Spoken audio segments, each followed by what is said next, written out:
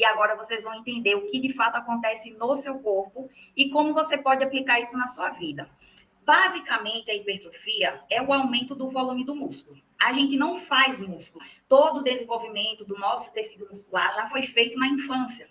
Nós, adultos incríveis e maravilhosos, nós só temos músculos que podem se desenvolver em volume. O músculo que eu tenho, se eu treino ele, ele aumenta o volume daquilo que ele já é. Quando eu paro de treinar, gerar aquele estímulo, ele volta para o início. As pessoas pensam, no geral, que a hipertrofia, ela é, basicamente, simplesmente, treino e anabolizante. Se eu vejo um corpo extremamente treinado, a pessoa já associa que a pessoa treina e usa bomba.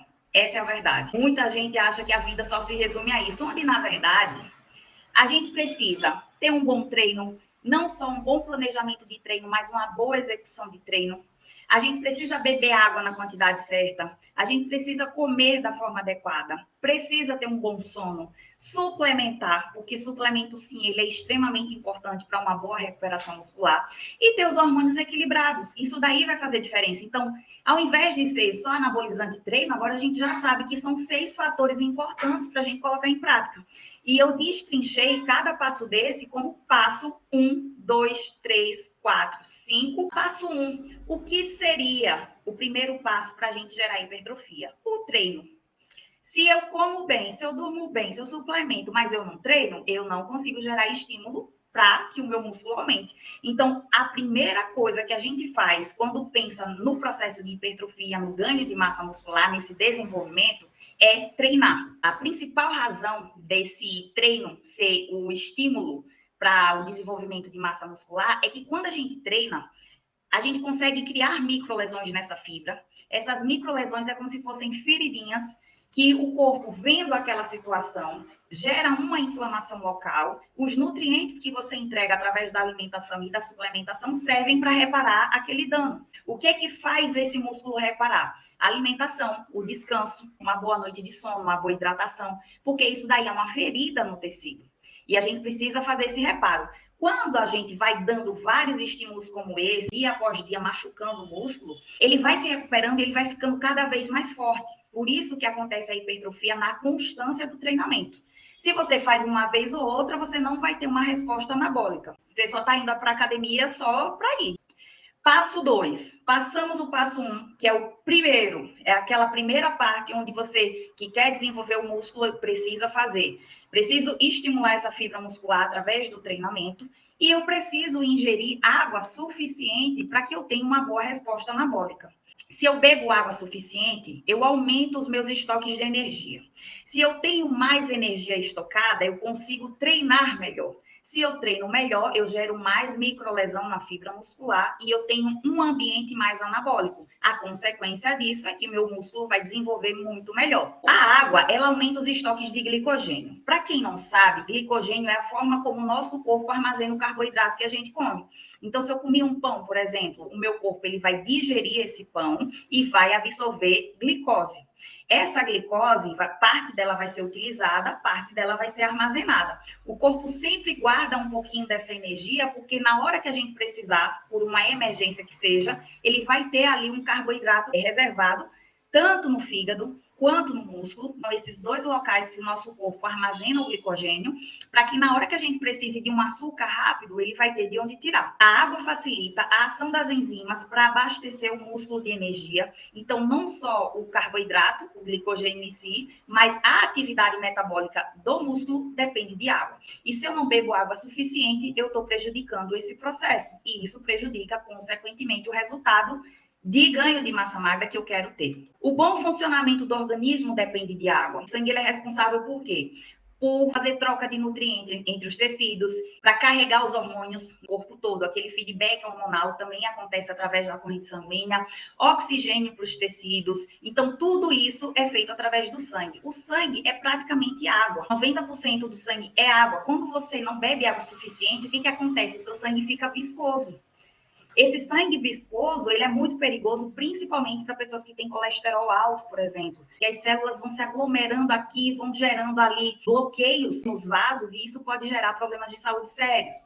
Se eu sou uma pessoa que treina e quer um resultado positivo, eu preciso ter o meu sangue circulando da melhor forma possível. Então, eu preciso estar hidratado. A água também é importante para regular a temperatura corporal, porque durante o exercício a gente aumenta o calor interno e para regular esse calor interno, o corpo começa a fazer a transpiração. O suor, ele é extremamente importante na atividade física porque significa que você está regulando a sua temperatura interna.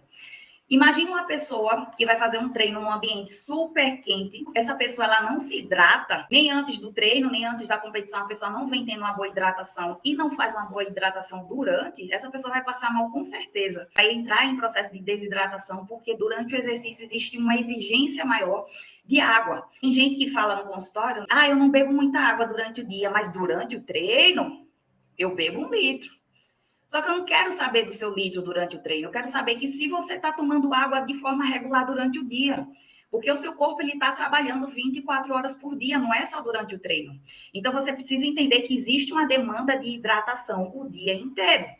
Quando a gente fala o que é volume ideal de hidratação, é você fazer o mínimo daquilo que a gente considera na teoria que seria o ideal para pessoas ativas. Fazer um cálculo como esse, por exemplo, 35 ml por quilo de peso. Então, cada quilo do seu corpo, você precisa hidratar com 35 ml de água. Se eu pego esses 35 e multiplico por 60, por exemplo, vai me resultar em 2.100 ml, que vai dar 2 litros e 100. Isso aqui é o mínimo que a pessoa tem que ingerir. Vamos considerar que, dependendo da região, pode ser mais, dependendo do tipo de treino, pode ser mais, dependendo da suplementação ou da quantidade de proteína que essa pessoa ingere, pode ser mais água. Estamos considerando o mínimo. Se eu puder beber mais, sei lá, minha meta aqui é 2.100, mas se eu quiser e puder beber 3, tá ótimo, tá? Sempre fazer ali uma continha, puxando um pouquinho para mais. Passo 3. A gente falou de quê? De treino. A gente falou de água. E agora a gente vai falar da alimentação. Porque se eu ajusto o treino, ajusto a alimentação e não bebo água, deu errado.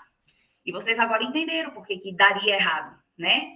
Eu como bem, eu treino bem, mas eu não bebo água direito. Você vai prejudicar o processo. Então, não adianta a gente pular etapas. Tem que estar tudo dentro dos conformes. Se eu não faço uma coisa, faço outra, eu não posso esperar um resultado ótimo. Plano alimentar, que é o passo 3.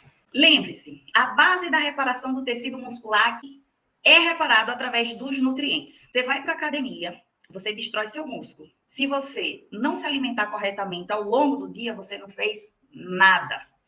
Você não ajudou no seu processo de hipertrofia. Se você passa muito tempo sem comer, você está fazendo nada. Stephanie, mas isso significa que eu estou perdendo massa? Não, isso significa que você não está ganhando. Porque para o desenvolvimento de massa muscular precisa de organização, precisa de regularidade, precisa dar condição para o meu corpo construir um tecido que foi totalmente danificado no exercício. É de extrema importância, sim, comer a cada 3 horas. Tem gente que acha que essa teoria é balela, mas eu consigo explicar da seguinte forma.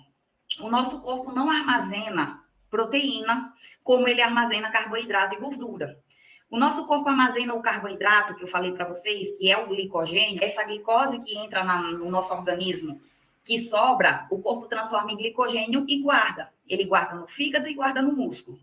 O excesso da glicose, porque quando você come muito carboidrato, parte dela é utilizada, parte dela é guardada e parte dela é estocada na forma de gordura. Se você armazenou e sobrou, ele não vai jogar fora, ele vai guardar. Então, isso vai se transformar em gordura. Ele consegue armazenar carboidrato e gordura, mas ele não armazena proteína. A armazenagem de proteína que nós temos no nosso corpo é o nosso músculo. E se eu não dou proteína suficiente para o meu organismo, e de 3 em 3 horas é interessante que dê, o meu corpo, na hora que precisar ali de um aminoácido para produzir uma enzima, fazer a reparação dos tecidos, ele não vai ter de onde tirar. Então, ou ele tira do músculo, ou ele vai tirar do pool de aminoácido circulante. O que isso significa? Que eu vou perder massa magra? Muitas vezes nem é isso. O problema é que você não vai ganhar. Se você não entra num estado anabólico, o que é o estado anabólico? É você entregar pequenos estímulos ao longo do dia para o seu corpo pegar aquele alimento, ir botando para dentro e direcionando para aquele tecido que está machucado, que a gente machucou lá na academia. Então, esses estímulos vai fazer com que o seu corpo libere hormônios anabólicos, nesse caso, a insulina. Se você controla o carboidrato e coloca ali pequenas porções na sua refeição, com um carboidrato e uma proteína. Proteína em pequenas porções a cada 3 horas. Você está entregando nutriente para o seu músculo se desenvolver, certo? Sem essa alimentação, sem rotina, não é possível fazer hipertrofia muscular por esse motivo. Passar mais de 4 horas sem comer é uma bobagem. Eu quero ganhar massa magra, mas eu não como. E aí? Não vai. Você não está dando condições. É o mesmo que você querer construir uma casa e você não tem os materiais para isso. Você só tem o terreno. Eu preciso entregar esse material para o meu músculo começar a se desenvolver. Os nossos pedreiros, engenheiros, está tudo aqui dentro. A gente só precisa entregar o material para eles trabalharem. O passo 4, depois do treino, depois da água, depois da alimentação, é o sono. O sono, isso daqui, eu comecei a estudar muito sono, porque eu sempre tive muito problema com o sono. Meu sono não era reparador. Eu não dormia bem, eu tinha dificuldade em pegar no sono. Quando eu dormia, era assim, acordava muito cansada. E aí eu fui percebendo que o meu sono ele não me entregava essa qualidade. E o rendimento no treino caía, e o anabolismo não acontecia, né? Eu já tenho problema com isso, então eu fui estudar o sono. E aí eu entendi muitas coisas sobre o sono, que agora eu quero passar para vocês. O hormônio do crescimento, não sei se vocês já ouviram falar, mas o GH, ele é produzido algumas horas após o início da secreção de melatonina. Ou seja, o nosso corpo, ele libera GH, daí ele dá pequenas quantidades de GH ali ao longo do dia, né? Esse hormônio do crescimento, ele é liberado ao longo do dia, mas numa proporção bem pequenininha. Quando vai anoitecendo, que a gente vai diminuindo a exposição da luz solar, o nosso corpo começa a produzir a melatonina. Essa melatonina é o hormônio que vai induzir o nosso sono. Com essa melatonina, a produção de GH começa a aumentar um pouquinho. Nas primeiras horas do sono, ali por volta de 1h30, 2 horas depois que você pegou no sono, você entra no sono profundo. Nesse sono profundo, o seu GH ele dá um pico. E esse pico é, por exemplo, durante o dia eu consigo liberar 20%. No meu sono eu libero 80%. 75%, 80% do GH do dia. Então, a maior quantidade desse hormônio anabólico acontece durante o sono. Se eu não durmo bem, o que vai acontecer com o meu corpo? Eu não vou conseguir gerar uma reparação do meu tecido muscular, que foi treinado, que foi bem nutrido, não vai ser suficiente para eu ter um bom desenvolvimento. O que a gente precisa fazer para otimizar a produção desse GH? Dormir bem. Eu não preciso dormir muito.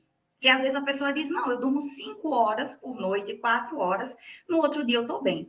Essa pessoa, certamente, ela tem um sono de qualidade. Porque tem gente que dorme 8 horas e parece que acordou, que levou porrada a noite toda, né? Que eu já passei muito por isso. De dormir 10 horas da noite, conseguir dormir 8 horas seguidas e acordar como se não tivesse dormido. A pessoa teve um sono muito agitado. E esse sono agitado não é reparador. A gente precisa ter um sono onde a gente entre lá na profundidade, descanse, faça com que esse corpo entre lá no outro universo, na outra dimensão, para a gente acordar bem. E é nesse momento que a gente consegue desenvolver mais o GH. Esse GH, a gente consegue potencializar a ação dele se a gente não consumir carboidrato pelo menos 2 horas antes de dormir. Passo 5, suplementação. A gente tem uma ordem e relevância, porque de fato a gente precisa considerar isso. Não sei por onde começar. A gente começa lá pelo passo 1 e vai passando as etapas para poder chegar à perfeição do ciclo. Tem gente que faz assim, né? Começa a treinar, aí beleza, fez a primeira coisa boa, importante para a hipertrofia, que é o treino. Treinou. Vou na loja comprar suplemento, mas nem arrumou a alimentação. Ó, já tá errado. Nem bebe água direito, piorou. Então, a gente tem que entender que tem etapas para seguir. Eu tenho que fazer tudo antes para que esse suplemento entre aí e faça o papel dele da melhor forma possível. O objetivo da suplementação na hipertrofia são vários. Não é só estimular esse músculo a se desenvolver. A base do desenvolvimento da hipertrofia é fazer com que você aumente a energia, porque aumentando a energia você vai treinar melhor. Esse treino vai gerar mais microlesão, essas microlesões vai favorecer a hipertrofia muscular, certo?